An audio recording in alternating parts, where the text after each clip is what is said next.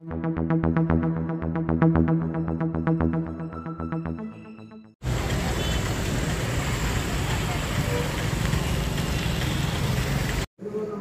పట్టణము మరియు నియోజకవర్గ ప్రముఖులకు ప్రజలకు మరీ ముఖ్యంగా the Balaji cooperative super Bazar సంబంధించిన సభ్యులకు ప్రతి ఒక్కరికి పేరు పేరున ధన్యవాదాలు తెలియజేసుకుంటున్నాము.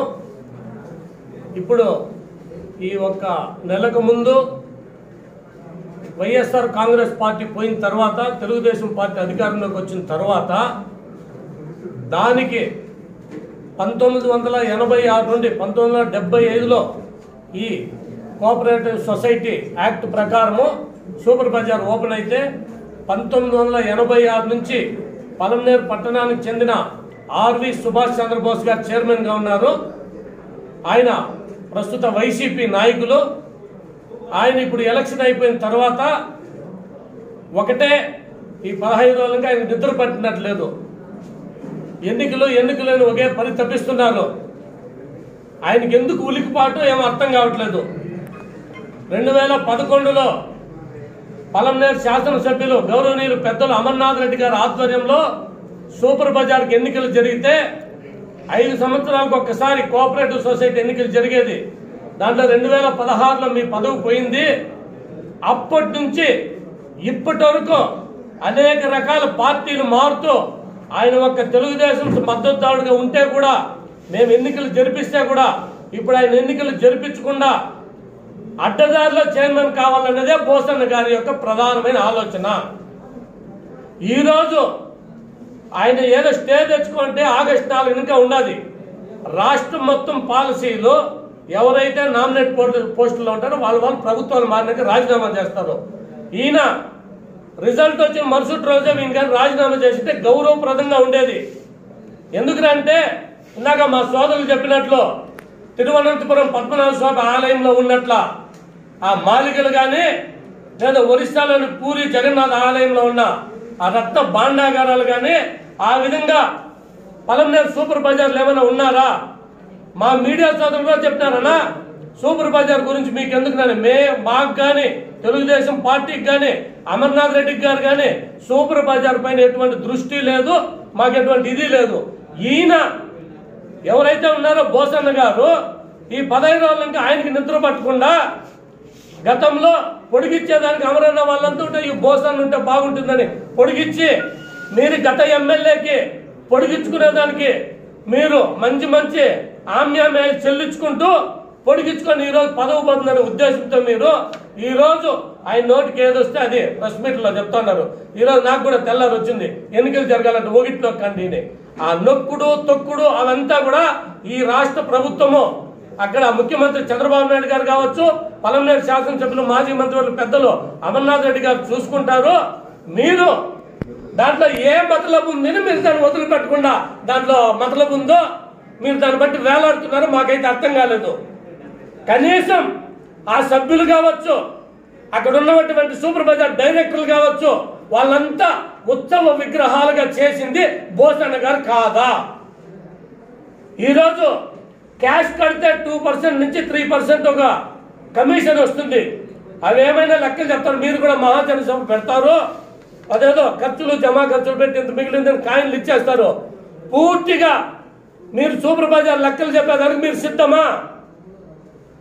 ఈరోజు అదేందో చెప్తున్నారు. ఈరోజు చంద్రబాబు నాయుడు గారు పాలసీ తెచ్చాడు. గత ప్రభుత్వము ఈ 5 ఏళ్ళు 2019 నుంచి 24 చీకటి రోజులు జరిగినాయి. ఎక్కడ ఒక్కడ ఆస్తులు తనఖా పెట్టేస్తారు, దోచుకుంటారు. ఈ పాలమనేరుకు వస్తే కూడా చిత్తూరు జిల్లా cooperative society bank, DCC bank అనేక దొంగ రుణాలు ఇచ్చి మీరు పెద్దిరెడ్డి గారు కావచ్చు, శాసనసభ్యులు కావచ్చు, అనేక మంది వక్ర మార్గంలో లోన్లు ఇచ్చి ఆ బ్యాంకును లూటీ చేయలేదా మీరు? ఇంతెందుకు పాలమనేరులో ఎత్తుకోండి. డిసిఎంఎస్ ఎక్కడైతే ఉన్నాయి గంగమ్మ గుడి కాడ మంచి వాల్యూ పైన ఒక ప్లాట్లు ఉన్నాయి, అక్కడ లేదా స్థలము అక్కడ కానీ పాత సివిల్ సప్లైస్ కూడా అవంతా డిసిఎంఎస్వి. అవన్నీ ఈ రోజు దొంగచాటులో దొడ్డిదారిన నామమాత్రం ఫీజులు పెట్టి మీరు అక్రమంగా దాన్ని మీరు ఇచ్చేసుకోలేదా? అవుతుందా? ఒకసారి ఈ విధంగా ఎక్కడైతే అన్యాయం అక్రమం జరిగిందో ఇది నిగ్గుదలిచారు. దీంట్లో ఈ రోజు రాష్ట్ర ప్రభుత్వం ఉంటే మీరు గుమ్మడికాయలు తమ భుజాలు తడుగు చూపించుకున్నట్ల మీరు ఈరోజు ఏదేదో ప్రేలాపనలు పడుతున్నారు. మేము ఒకటే చెప్తున్నాం బోసన్న గారికే, మేము తెలుగుదేశం పార్టీ మా అమర్నాథ్ రెడ్డి గారు సూపర్ బజార్ ఎన్నికలకు సిద్ధము. ఖచ్చితంగా ఆ ఎన్నికలకు పోవాలంటే ఒక ప్రొసీజర్ ఉంటుంది. ఆ ఎన్నికలు ఏ విధంగా ఓటర్ లిస్టు మాకు కావాలా, అంతా మీరు తప్పుడుగా పెట్టిందన్న ఓటర్లు అంతా మీరు తెచ్చుకునే వల్లే మేము దాన్ని ఒకసారి పరిశీలిస్తాం. దానికి ఒక ప్రొసీజర్ ఉంటుంది, దానికి గవర్నమెంట్ ఒక కోఆపరేటివ్ సొసైటీ యాక్ట్ ఉంది, దాని ప్రకారం వెళ్తుంది. మీకెందుకు ఉలిక్పాటు పెడతాం, ఎన్నికలు కూడా పెడతాం. 4వ తేదీ వరకు ఉంది, అంతవరకు మీరు ఓపిక పట్టండా. మీరు ఏదేదో మధ్య చెడి ప్రేలాపనలంతా పేలుతూ ఉన్నారు. ఇంతకు ముందు ఎన్నికలకు ముందు కూడా అదే మరి తెలుగుదేశం పార్టీ పైన దుమ్మెత్తి పోసినారు. కాబట్టి దయచేసి కాస్త ఓపిక పెట్టండి. ఎవరు బండారం ఏది ఉందో నిజాలు నిగ్గు తేల్చి క్లియర్గా పొలంనేరు ప్రజల ముందు పెడతాము. అవతకులు ఏది జరిగినా వదిలిపెట్టే సమస్య లేదు. ఇక్కడ ఉండేది అమర్నాథ్ రెడ్డి గారు. కొంచెం ఆలోచనగా సూపర్ బజార్ ఎన్నికలకు మా పార్టీ, మా శాసనసభ్యులు, మా ముఖ్యమంత్రి గారు సిద్ధం పెడతాము. ఎక్కడ ఏం అవకలు జరుగుతుందో వదిలిపెట్టే ప్రసక్తి అయితే లేదు, ఉపేక్షించే ప్రసక్తే లేదు. కాబట్టి మాకు కూడా అది ఏ ఒక బోసన్న సొత్తో కాదు, మనందరి ఓటర్లు మెంబర్స్ ఎవరుంటే వాళ్ళ సొత్తు. మన అందరూ కూడా అధికారం ఉంది, ఒక హక్కు ఉంది. దానిలో ఏం జరిగిందో మంచి తెలుసుకునే దానికి ప్రతి ఒక్క సూపర్ బజార్ సభ్యునికి ఉండొచ్చు, ప్రజలు కూడా ఉంది. దాని అంతా కూడా నిజాలు నిగ్గు తేల్చి బయట పెట్టి ప్రజల్లోకి తీసుకొస్తాము. కొంచెం ఓపిక పడితే అన్ని సక్రమంగా సవ్యంగా జరిగి మేము ఆ ఎన్నికల ప్రొసీజర్ ప్రకారం, ప్రభుత్వ నిబంధనల ప్రకారం వెళ్తామని కూడా మేము అందరికి సవినయంగా తెలియజేసుకుంటున్నాం.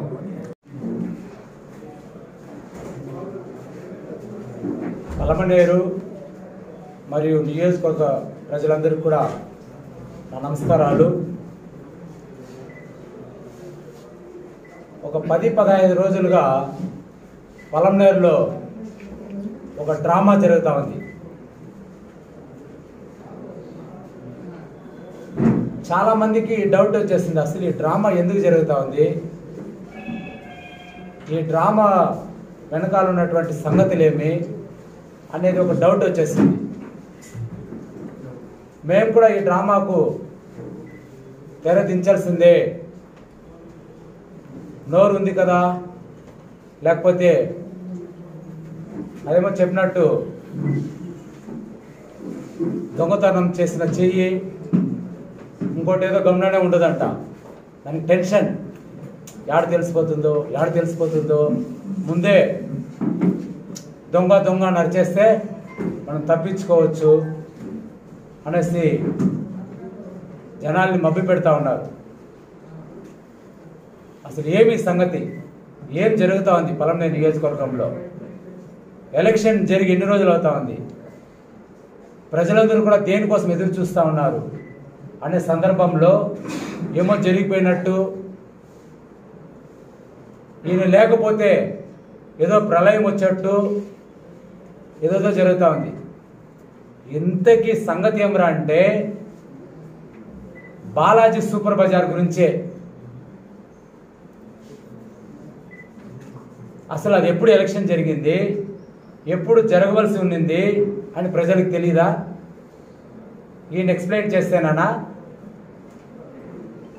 లేకపోతే ఈయన పుట్టుక ముందు నుంచి ఉందా, లేకపోతే ఈయన పుట్టిన తర్వాత ఉందా, లేకపోతే ఆ సూపర్ బజార్కి ఈయనకు అవకాశం ఇచ్చింది ఎవరు, దాని ఉద్దేశం ఏమి అనేది వదిలేసి ఈయన ఏదేదో మాట్లాడుతూ ఉన్నారు. దేనికైనా ఒక సిస్టమ్ ఉంటుంది, ఒక పద్ధతి ఉంటుంది. ఇప్పుడు ఆయన 1 నొక్కండి 2 నొక్కండి, ఎలక్షన్స్ జరగాల జరగకూడదా సూపర్ బజార్కి అనేసి మెసేజ్లు పెడతా ఉన్నారు. అసలు నిజంగా ఎప్పుడు ఎలక్షన్ జరిగిండాలా? అప్పుడంతా ఎందుకు మీరు ఎలక్షన్ గురించి మాట్లాడాలా? అది చెప్పండి ప్రజలకు. ఫస్ట్ 2016లో అయిపోయింది ఎలక్షన్స్, నీ పీరియడ్ అయిపోయింది. అప్పటి నుంచి జరగాల్సిన ఎలక్షన్ ఏమేం చేసి ఎవరెవరు కాలు పట్టుకొని ఎందుకు ఇన్ని రోజులు ఎలక్షన్ జరిపించుకోలేదు? ఇప్పుడు మాత్రం ఏమంత అర్జెంటు? ఆల్రెడీ ప్రజలు నొక్కి తెలుగుదేశం పార్టీకి అవకాశం ఇచ్చినారు. ఒక సిస్టమ్ ప్రకారం పోతుంది స్టేట్ వైడ్. పలంనేరులో మాత్రం లేదు కోఆపరేటివ్ సూపర్ బజార్, ఆంధ్రప్రదేశ్ మొత్తం ఉంది. ఊరంతా ఒక దారి, ఇంకొకరికి ఎవరికి ఒక దారి అన్నట్టు నీకు మాత్రము సపరేట్గా ఎలక్షన్ పెడతారా? అది మా ఇష్టము, ప్రభుత్వం ఇష్టం, అది స్థానిక ఎమ్మెల్యే గారి ఇష్టం, అది అమరన్న గారి ఇష్టం, అది చంద్రబాబు నాయుడు గారు ముఖ్యమంత్రికి ఆయన ఇష్టం. అది ఎప్పుడు పెట్టాలా, ఏం చేయాలనేది అది మా పార్టీకి సంబంధించిన విషయము. ప్రజలు మాకు అధికారం ఇచ్చారు, ఎప్పుడు ఏం చేయాలనేది మాకు తెలుసు. మీరేమో స్టే తెచ్చుకున్నారు, అక్కడ సరుకులు లేవు, నేను లేకపోతే ఏమైపోతుంది, నా బిడ్డ ఇంకొక చేతిలో పెట్టేస్తా, ఇవన్నీ మేము చాలా ఉంది. అవన్నీ ఎత్తినామరంటే అసలు మళ్ళా ఎందుకో మాకు మనసు రావట్లే. వయసు అయిపోయింది, ఊరికి ఎందుకులే ఆయన టెన్షన్ పట్టించేదానంటే మీ ఇష్టం వచ్చినట్లు మీరు ఇట్లా ఈ విధంగా ప్రవర్తించడం న్యాయం కాదు. ఎలక్షన్ ఎప్పుడు ఉన్నారు గారికి తెలుసు, ప్రభుత్వం డిసైడ్ చేస్తుంది. అది మీరు ఇష్టం వచ్చినట్లు ఏమో జరిగిపోయినట్టు, ఏదో అయిపోయినట్టు. రియల్గా మేము చేపెడితే ఏమేమి జరిగింది, మీరు ఎవరెవరికి డబ్బులు ఇచ్చి ఆ పదవిని అట్లా నిలబెట్టుకున్నారు, ఇంకా అవన్నీ మేము బయట వేయాల్సి వస్తుంది. ఈ పదవి అట్లా కొనసాగాలనేసి మీరు ఒక డబ్బులు ఎవరెవరికి ఇచ్చినారు, ఏ బ్యాంకులో ట్రాన్స్ఫర్ చేస్తున్నారు, ఏ అకౌంట్కి ట్రాన్స్ఫర్ చేస్తున్నారు అనే లిస్ట్ కూడా మా దగ్గర ఉంది. అవన్నీ కూడా ప్రజలకు ఎప్పుడు చెప్పాలి అప్పుడు చెప్తాం. ఇప్పుడు చెప్పే పరిస్థితి కాదు. మీ మారి మేము ఆ విధంగా మేము ప్రవర్తించాం. పాపం చాలా బాధపడుతున్నాడు. మాకైతే అసలు ఏం పాపం ఇంత బాధపడుతూ ఉన్నాడు ఈయన. ప్రజలదండి, అది ప్రజల సొత్తు. అది మీరు ఏదేదో మబ్బు పెట్టి ఏమేమో చేయాలంటే కుదరదు. ఆల్రెడీ మీ జగన్మోహన్ రెడ్డి మబ్బు పెట్టి చల్లని దీవెనలు, దేవుడి దయ అనేసి చాలా డ్రామాలు అన్నాడు. ఆ డ్రామాలకంతా ఆల్రెడీ ఫుల్ స్టాప్ పెట్టేస్తున్నారు. నీకు ఇక్కడ పెట్టే రోజులు వస్తుంది, ఆతరపడద్దండి. ఇన్ని రోజులు తిన్నారు, అవన్నీ మేము చెప్పాలి. ఆల్రెడీ ముందే చెప్పినాం. చిన్న షాప్ పెడితే కూడా రోజు రోజుకి ఎట్లా డెవలప్ అవుతుంది, వాడు ఎన్ని ఆస్తులు కొంటాడు. ఉండే ఆస్తే ఉంది మాకు తెలిసి. ఎందుకంటే మేము కూడా సూపర్ బజార్లో ఓటర్లే, మేము కూడా పలంనేరు వాస్తువులే. ఆ సూపర్ బజార్ అప్పుడు ఎట్లా స్టార్ట్ అయిందో బిల్డింగు, ఆ బిల్డింగ్ ఉంది. నువ్వు వచ్చి ఏం సంపాదించలా. ఈరోజు చిన్న కొట్టు పెట్టుకున్నాడు కూడా ప్లాట్లు తీస్తూ ఉన్నాడు, బిల్డింగ్లు కడతా ఉన్నాడు, డెవలప్ అవుతూ ఉన్నాడు. 1-2 షాపులు పెడతా ఉన్నారు. దేశమంతా పాకుతా ఉంది. నువ్వు ఎన్ని తావులు పాకించినావు, ఉండే చిన్న బ్రాంచ్లు కూడా మూపించినావు. అసలు అంతెందుకు అక్కడ నీ దగ్గర పనిచేసే కూలీలు, ఆ లేబర్స్ని అడిగితే తెలుస్తాను, చెప్తాను నీ చరిత్ర. వాళ్ళకి ఎంత జీతం ఇస్తా ఉన్నావు, వాళ్ళు చూపించి నువ్వు ఎంత వ్యక్తి చాకరీ చేర్చుకుంటా ఉన్నావు, ఆ లేబర్ ఆఫీస్ వాళ్ళని ఎట్లా మేనేజ్ చేస్తూ ఉన్నావు. చాలా ఉన్నాయి స్టోరీలు. అంతేకాని దాన్ని వదిలేసి ఏదో 1 నొక్కండి 2 నొక్కండి ఎలక్షన్ చెప్తే జరిపించేస్తారా? కాబట్టి ఏం మాట్లాడాలా, ఎప్పుడు ఏం జరగాలో జరుగుతుంది, ఏం మాట్లాడాలా, ఎట్లా చేయాలనేది కొద్దిగా ఆలోచన చేసి. ఎందుకంటే వయసు ఉంది, మీకు బాగా వయసు పెరిగింది, వయసు తగ్గట్టు నడుచుకోండి, ఆదర్శంగా ఉండండి. అంతేగాని నాకు నోరుంది కదా అనేసి ఏదంటే చేసేది. ఇంతెందుకు స్టే తెచ్చుకున్నారు, ఏదో అధికారుల గురించి మాట్లాడినారు. స్టే తెచ్చుకునేది కంటే మీకేం పట్టిందండి, మీ సొంత డబ్బులు వేసేకి? తమరు ఎవరో తెలీదా జనాలకి? మీరెంత దారాలు మనకు తెలీదా? కాబట్టి ఆచితూచి మాట్లాడండి. ప్రజలు ఏది మాట్లాడితే అది జనాలు యామారిపోతారు అనేకున్నది తప్పు అనేసి సందర్భంగా తెలియజేస్తున్నాం. Thank you. అస్సలాము అలైకుం. ఈరోజు ఈ ప్రెస్ మీట్ పెట్టడానికి కారణం మీకందరికీ తెలుసు. ఇప్పుడే మా సోదరు నాగరాజన్ గారు కూడా చెప్పినారు. దీని గురించి ఎక్కువ చెప్తే కూడా ఊరికే పాపం మీకు ప్రెస్ వాళ్ళు కూడా కెమెరాలు పట్టుకొని చేయి నొప్పి. ఎందుకంటే ప్రజలందరికీ తెలుసు. కానీ చెప్పకపోతే ప్రజలు ఆయన చెప్పింది నిజమేమో అని అర్థం చేసుకుంటారని, ఏ విధంగా మీరు అర్థం చేసుకోవాలి అని ప్రజలకు వివరించేదానికి ఈ ప్రెస్ మీట్. అదేదో మొన్న పద్మనాభ స్వామి గుడి, మళ్ళీ అది ఇంకొక భగవంతుని గుడి ఏదో ఒరిస్సాలో పూరి జగన్నాథం గుడి మాదిరి తలుపు తెరిస్తే ఏమో ఉండాలనేసి ప్రజలకు తెలిసిపోతుందని ఈ జనతా బజార్ చైర్మన్, ఇప్పుడున్న చైర్మన్ గారు భయపడుతున్నారు. మీకెందుకండి భయము? మీరు తప్పు చేయనప్పుడు మీరు ఎందుకు భయపడుతున్నారు? అని బీగాలు పారేయండి. మీ పీరియడ్ అయిపోయింది కదా. 2016లో మీరు పోయేసి అమర్నాథ్ రెడ్డి గారిని అడుక్కునేది వాస్తవం కాదా? నేనే ఉంటాను నన్ను ప్రొడవం చేయనేసి ఆ తర్వాత మళ్ళీ వచ్చిన ప్రభుత్వంలో ఆ ఎమ్మెల్యే గారి దగ్గర పోయేసి అడుక్కొని వాళ్ళ కాళ్ళు పట్టుకొని వీళ్ళ చేతులు పట్టుకొని అడుక్కొని పెట్టుకుని వాస్తవం కాదా? దాంట్లో ఏమీ లేకపోతే మీరేమి తినకపోతే దానికి ఆ జనతా బజార్లో డబ్బులు మీరు తినకపోతే డైరెక్ట్ క్వశ్చన్ దాంట్లో మీరు ఎంత తిన్నారు అంతెందుకండి? జనతా బజార్లో ఉండే షేర్ హోల్డర్లు కూడా జనతా బజార్ డైరెక్టర్లు కూడా ఏమి జరుగుతా ఉంది అనేది ఎవరికి తెలియదు. సంవత్సరానికి ఒకసారి పిలుస్తాం, ఆ షేర్ హోల్డర్లకు అందరికి కూడా ఒక కాయిన్ ఇస్తాం. ఆ కాయిన్ కూడా ఎవరు ఇస్తారు? ఎవరో ఒకరు నీ జనతా బజార్లో సరుకులు ఇస్తారు కదా డీలరు ఏజెన్సీ, వాళ్ళు ఇస్తే అది నువ్వు ఇస్తావు. అంతెందుకు ఇంత ముందు కూడా చెప్పినాను, నీ జనతా బజార్లో నువ్వు ఖాళీ సంచులు అమ్మే లెక్క తీసుకుంటే పూర్తిగా సిబిఐ ఎంక్వైరీ వేసి అప్పుడు తెలిసి నీ బండారం. ఎందుకు భయపడుతున్నావు? అందరూ రాజీనామా చేయలే. ఇనామినేట్ పోస్టులో ఉండే వాళ్ళు ప్రతి ఒక్కరు కూడా ప్రభుత్వం మారుతానే రాజీనామా చేసి అటు పారేసి బయట రాలే. వాళ్ళు ఏం చేయలేదు. నువ్వు బయట వస్తే ఇంకో లోపల వస్తే ఏమి జరిగింది, నువ్వు కరెక్ట్ అన్నాడా నువ్వు కాదా వాడు తేలుస్తాడు. వాడు రాకముందే నువ్వే వచ్చేసి మళ్ళీ కోర్టుకు పోయేది, మళ్ళీ స్టే తెచ్చుకునేది. మళ్ళీ ఎందుకు? నేను అమర్నాథ్ రెడ్డికి రా, మళ్ళీ నేను పార్టీలో చేరిపోతా, మళ్ళీ నేను ఉంటా, నాకు మళ్ళీ జనతా పార్టీ అడుగు. అదేదో అమ్మాయి చేత చేయి పెడతాడు. అమ్మాయి చేత చేయి పెడితే మనం ఫస్ట్లో బ్రహ్మాండంగా అమెరికాలో అల్లుడు ఉన్నాడు, సంవత్సరానికి 10 లక్షలు 1 కోటి రూపాయలు 10 కోట్లు సంపాదించడం అనేసి మనము ఒక అమ్మాయి చేత అబ్బాయి పెడతాం. ఇట్లా వాడు దుర్మార్గుడు ఉంటాడు, వాడు దుష్టుడు ఉంటాడు, వాడు తాగుబోతుంటాడు, వాడు ఆటలాడేవాడు ఉంటాడు. మాకు తెలుస్తుందా? పెళ్లి చేసినాక వాడు సంసారం చేస్తే మన అమ్మాయి చెప్తుంది నా మొగుడు కరెక్టా కాదా అనేసి. ఎవరు చెప్పాలా? ఒకటి చేతి పెడితే కదా. అది పెట్టకపోతే నేను భయపడతా ఉంటే ఎందుకు? నీలో అన్ని తప్పులు, జనతా బజార్లో అన్ని లెక్క తప్పులు, నువ్వు అడంతా మింగేస్తా ఉన్నావు. నువ్వు చేయనప్పుడు తప్పు చేయనప్పుడు నువ్వు ఎందుకు భయపడుతున్నావు? నువ్వు మళ్ళీ ఎందుకు స్టే తెచ్చినావు? స్టే డబ్బులు నీవు కాదా? నీ డబ్బు ఎందుకు వేస్ట్ చేస్తావు? ఏదో స్పెషల్ ఆఫీసర్ వచ్చినాడు, విజయవాడకు పోయినాడు, 10,000 రూపాయలు ఖర్చు పెట్టినావు. నువ్వు ఎందుకు ఎంత డబ్బు ఖర్చు పెట్టినావు స్టే తెచ్చేదానికి? అది చెప్పు. అది చెప్పలా, అది చెప్పవు. ఎందుకు చెప్పవు? ప్రజలను అడతారు. నువ్వు ఒక్క మీటింగ్లో ఉన్నా ఇది నా కలెక్షన్, ఇది నా ఖర్చు, ఇది నా కమిషన్ అని చెప్పినావా? అంతెందుకు ఏజెన్సీ వాళ్ళు చెప్తున్నారు బయట వచ్చి, మేము ఈ సరుకులు ఇన్ని లక్షల రూపాయలు కొంటే మేము ఇంత కమిషన్ ఇస్తున్నాము అంటున్నారు. తెలియదు ఎవరికిలే. అదేమో చెప్పాడు గురిగింజ కింద ఉన్నది ఎవరు తెలియదు అనేసి. అందరికీ తెలుసు గురిగింజ తిప్పితే నల్లగా ఉంటుంది అనేసి. ఆ మాదిరి మీరు కరెక్ట్ అయ్యేళ్ళైతే రాజీనామా చేసి బయట రాండా, ఎలక్షన్ నడిపిస్తాము, వచ్చినోడు ఉంటాడో ఇంకోటి చేస్తే తెలియదు, లేదు మేము ఇంకోటి ఇస్తాము, ఒక 6 నెలల సంవత్సరం ఇన్ఛార్జ్ చేస్తాము, నడిపిస్తాము, ఆడేమంది భయగతం బయట తీస్తాము.